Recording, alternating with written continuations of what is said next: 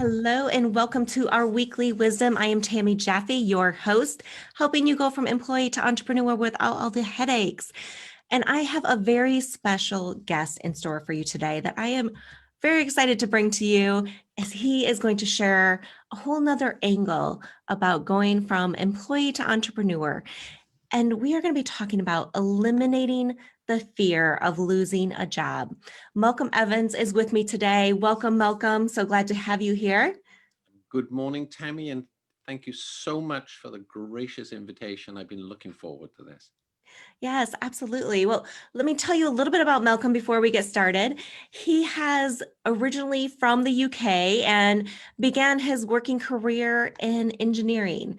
So they say the only thing worse than an accountant, and I'm a recovering CPA, Malcolm, is an engineer. So this will be a fun conversation.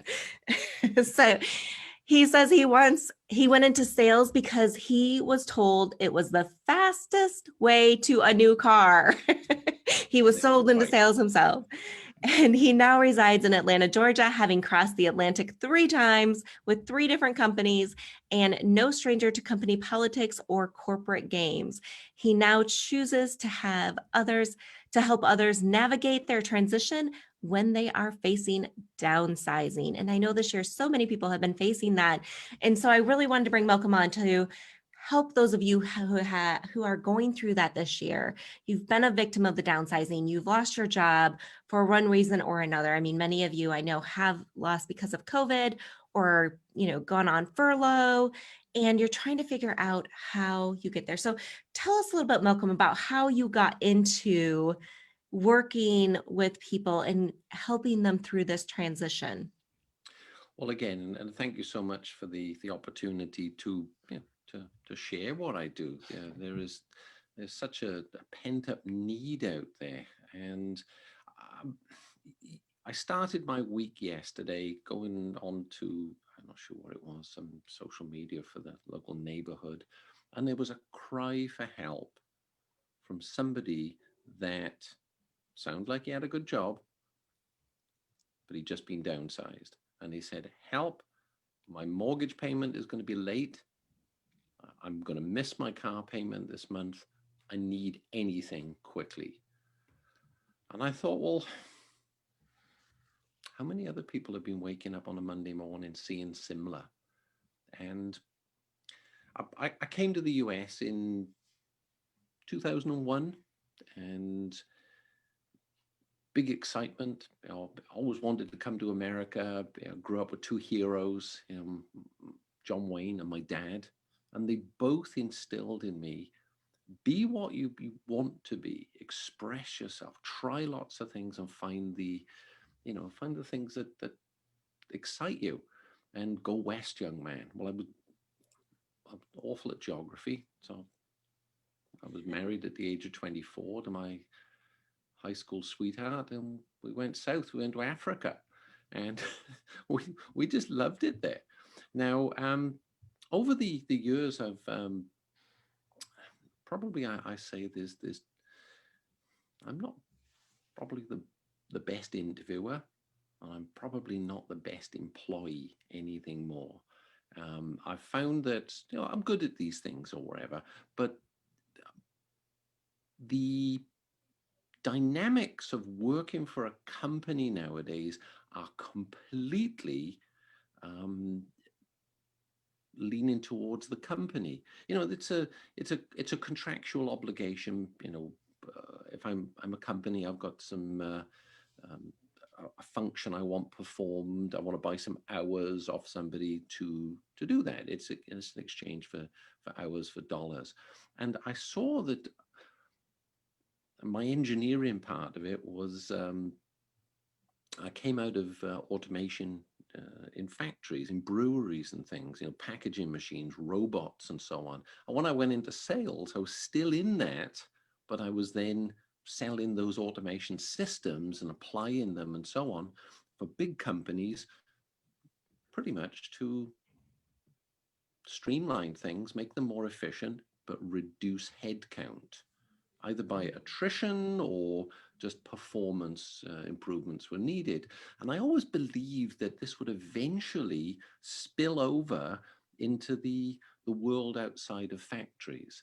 And, in the last 30 odd years, I've seen this start to happen. And we're in a situation now where there's if you go back to 2008, 2012, a lot of companies let people go, and they found they could work with employment agencies. I think that's what we Mhm. call, recruitment agencies, have somebody on a contract, and as their business expanded and contracted, they could let the ebb and flow of the workforce. Now that was all weighted in the corporations side, and that's Right. fine. That's perfectly okay. People make a choice where they want to work and what they want to do. But I've seen over this last year, and I was actually working on something which I got out and dusted off from January, and just as this coronavirus broke, I put this presentation together, gave it a couple of large groups, and in there I was talking about such things as pent up opportunity to reduce, an opportunity to bring in artificial intelligence.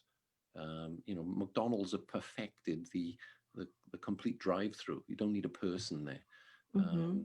6 million cashiers can go overnight in UK supermarkets. So the point where I go with this is that Winston Churchill said, "Never waste a good opportunity, a good crisis," and we're in that situation now where a lot of people are furloughed. They've gone home. They're invisible to their co-workers. They've got these large offices, big headcounts. Now's the opportunity for corporations to downsize and further contract their workforce and start to introduce things in that will up profitability without people. So Hmm.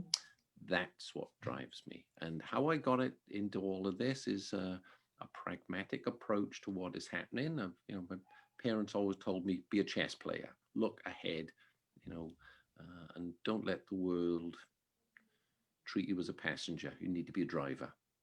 Yeah, absolutely. I love that. I mean, we definitely need to be a driver in our lives, in our career, in our businesses, whatever path you're on. But for some people, as you were saying, these companies are focused on they're not focused on how to downsize, but they're focused on how to create the best profits, how they can bring, automation and things in. And I also was in the tech world as well myself. And so, it's something that we focus on a lot is where can you create efficiencies? Where can you, improve procedures so that you can cut down on some of the labor costs and coming in or be able to grow faster. But when you're on the other side of that, and you're the person that gets downsized, in your opinion, what do you think do you think they should be concerned about that? How do you think they should be handling that if they're the ones that have been downsized on the other side? They should have seen a lot of these things coming. And I always believe you never ask a question if you're not prepared for the answer. There are too many people out there who are just being the passenger. I would call it, and it's harsh, dumb, fat, and happy, allowing things to happen to them. It's very comfortable to get into the world of working indoors where it's warm, getting free coffee and good toilet paper. Well, these things can get pulled away when you're a resource, and as any managers, they manage three things: men, money, and machines, and those are according to what the demands of the business are. So if you need more machines, you go buy more machines. If you need more people, you go and buy more people. If you need more services, you go buy.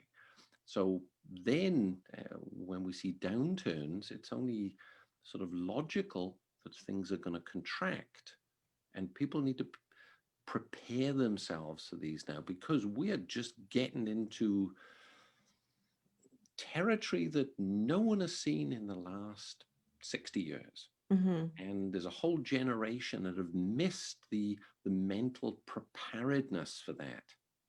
And I don't want to sound all doomy and gloomy. We as a species have 100% survival rate because we Yeah. can adapt. and we adapt by using what we have and practicing things and getting a little bit better. And I believe there is so much opportunity that is ahead of us for people that think that way, are prepared to move away from the comfort zone. Hmm. The ones that have been laid off, they're really in the discomfort zone at the moment, but stop thinking like the old ways of doing things. Yeah. Stop just being the employee mentality. And to your point, make the transition into an entrepreneur. Yeah, and I think, we see it all the time with people who you're right. I like what you said about, you should kind of see the writing on the wall, in other words, in another way of what you had said, but you should kind of see that coming. And because if you didn't see it, then you weren't involved enough in what the company was doing and where they were headed. And you should never be blindsided necessarily by those things. Once in a while it does happen where companies just completely out of the blue just make some major changes and people aren't expecting it. But when it's interesting, I had a client come to me back in January, and someone I had worked with previously, and we had coffee, and they're like, yeah, my job is good, everything is great. And about a month or two later they reached out and they said, I think I just want to set up a call with you. I might want to like make sure my resume is updated, get some things ready. Uh, I might want to start looking for another job.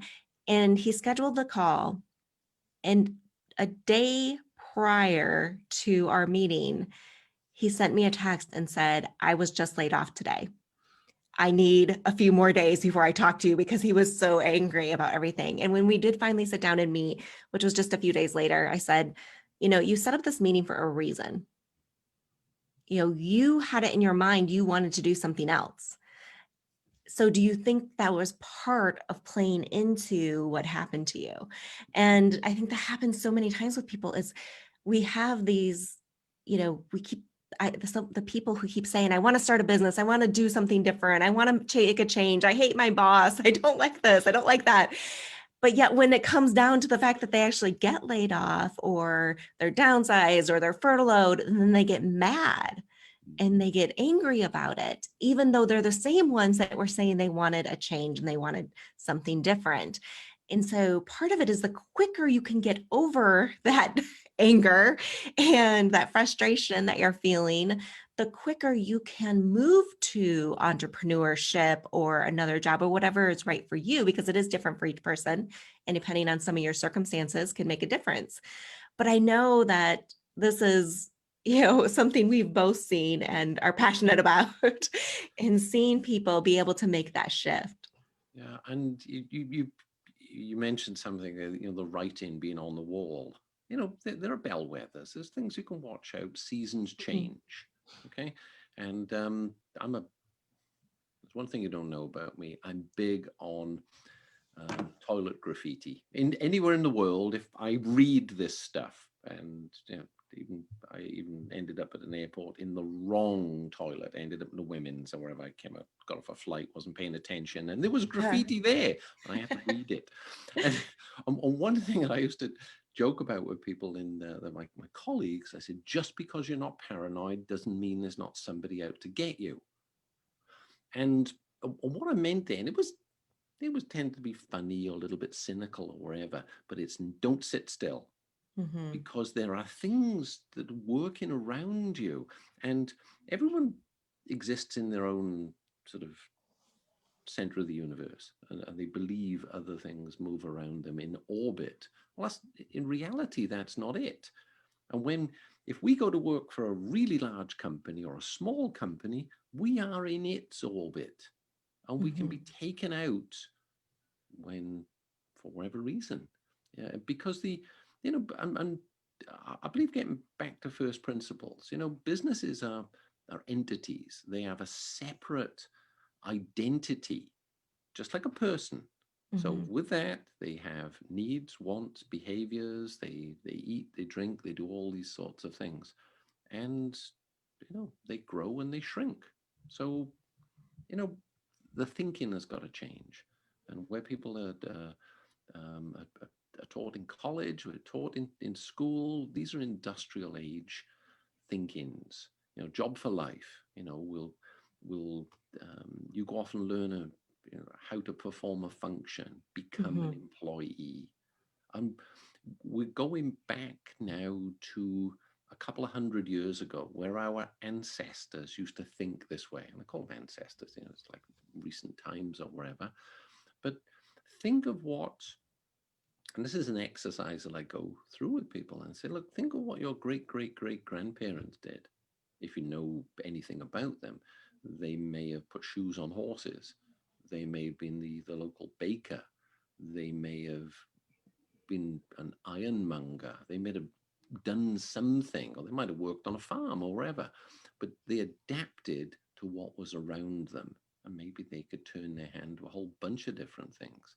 And, Mhm. how many people ask themselves, what can you turn your hand to? It's good being the specialist, but in this day and age, we need, you know, active, accomplished generalists to be able to adapt. Yeah, that's a great point. I mean, it's the adaptability and the flexibility to be able to shift when you need to.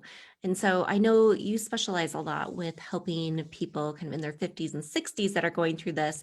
And there's a lot of questioning that happens when you get to a certain age of like, what else can I do? How can I do? And you touched on it a little bit, but what are some of the options that someone might have if they're, they've hit the 50s and 60s and now they're laid off or, let go, downsize in different ways, or if maybe they just want to start something new.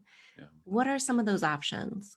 Well, I'd say, Tammy, to people to remember this: gold is more preferable than silver, and this is what companies want. They want to make gold, and if they've got a lot of silver on their books, people with silver hair, I mean, they're expensive also, but in different ways. Yeah. So I would think what and I will sit and I'll go through exercises with people, and a lot of it is about regret. A lot of it is about blame. A lot of it is about disappointment. Oh my goodness, I couldn't believe this. Um, you know, the week before I was told I'd had a promotion and a pay raise, and just got defunded. It was just what Yeah. it was. Hey, nothing personal, and so on. It's just business. I say to people, what do you do? What did you do? Well, I was the VP of this. Okay. What was that? Well, I had a team or whatever, and I managed a team. Okay. What else did you do? Well, I said I was the vice president of this. So what are you looking for? I'm looking for a vice president. All right. And through Q&A and sometimes a little bit of a discomfort zone, as I would call it, we get down to the crux of what they actually did. And the easiest way I can get to this is to say, did you ever get people come and bang on your door where somebody had sent you someone, you've got a problem, go talk to him, he'll help you solve it? Oh, Hmm. yes. What was that? Oh, well, I show people how to do this, or I could create this, or I'm good at that. Right. So you solved that problem. Yes. Do you think that problem exists still in companies everywhere? Oh, yeah. What's stopping you telling people at those companies who've been letting others go that the problem still exists and you can go in and fix it? Oh. Now we're starting to get entrepreneurial thinking. Now we're starting to get driver thinking. And then Hmm. it's a whole process then of, right, how to leverage their skills, their network, and go through the all the different facets in a business: sales, marketing, delivery services, accountancy, and so on. Yeah, absolutely. So you take the approach of looking at those specific strengths, skill sets that they have that they were the go-to people for it. I love that because that's something that, we take for granted. When people just come to you for different things and they see you kind of as an expert, you think it's so easy and everyone else should think it's easy because it just comes natural to you. But when you can focus on those things and they are the easy things, when you have to do some of the harder things in your business, it doesn't drain you as much because you're focused on some of the things that come naturally to you and what your strengths and skill sets are. So great advice there, Malcolm. I love it. And I know you have a free gift that you're going to share with the people listening. And for those of you listening, if you have questions, type them in the chat. Let us know what questions you have for Malcolm or myself about, whether you've been downsized, let go, you're trying to make a transition, you're in the middle of that and struggling with it. We are here to support you. So ask us questions and we are happy to answer those. If you're watching the replay, we'll come back and just tag us in those comments and we will come back and answer those later for you as well.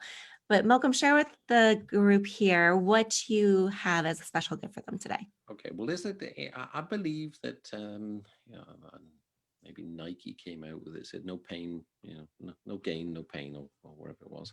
On my website, neverinterviewagain.com, on the contact section, there's a couple of videos and there's some bright orange buttons on there. One on there will say Afterglow Special.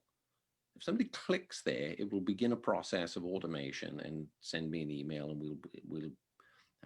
we'll talk, and then I will put some things in their hands that I've been using for the last few years, because when I talked about the need to have a rounded approach in business, to have an appreciation and an understanding of, first and foremost, what we're good at, where we need to focus, where we need to delegate, where we need to offload some of these things.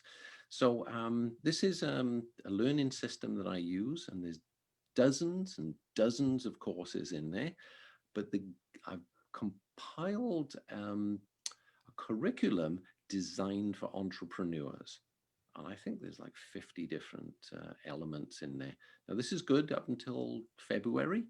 I think it's February the 4th, and then we come into a new iteration and the system gets a big reset. So from now until then, I will give people unlimited access if they want to take the time and have the conversation and talk and share their visions. And, after that, it's like anything in sales and marketing, we're hanging out our shingle. If I'm the best fit for them, hey, I'd love to work with them. If others are the best fit, great. People, sometimes cynically, there's only like 4 out of 10 people like us anyway.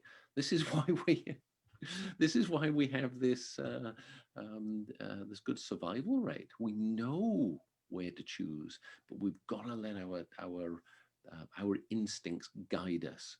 So if and you know this when you talk with people, that if there's just an ember of a fire inside them and you can fan that flames, it can turn into just a huge inferno. But so often we've got these like suppression systems that are all around us because I can't do that. I've got bills to pay. What would people think of me of doing that? So anyway, a bit of a long way around it. As I said, I'm from Wales. We talk a lot. The embassy will tell me off otherwise. So neverinterviewagain.com. On the contact section, you'll see the Afterglow button. And I've got a series of webinars coming up now over this next couple of weeks. And it's really to forget about the gym membership in January. Think about starting afresh in the mindset for employment and career. And the best time, as you know, to find another job or do something is when you're working. Yeah. Don't sit back, because things can catch up on you very quickly, like like we both experienced. People are working one day, we get the call a couple of days later, hey, I didn't see this coming. Suddenly I've got this problem. Can you fix it? Yes. Yeah. And now it's urgent, where if you get started on the business that you keep saying you want today, if that were to come in the future, it wouldn't be so shocking and you would be ready. So I love that advice. Thank you. It was a great offer. Definitely go out and grab that, everybody, because that is such a valuable to have, 50 recordings and trainings out there for people to listen to. Amazing, amazing offer. So go message Malcolm at his website and get that Afterglow special. Awesome. Thank you for being on, Malcolm. It was so great to have you here.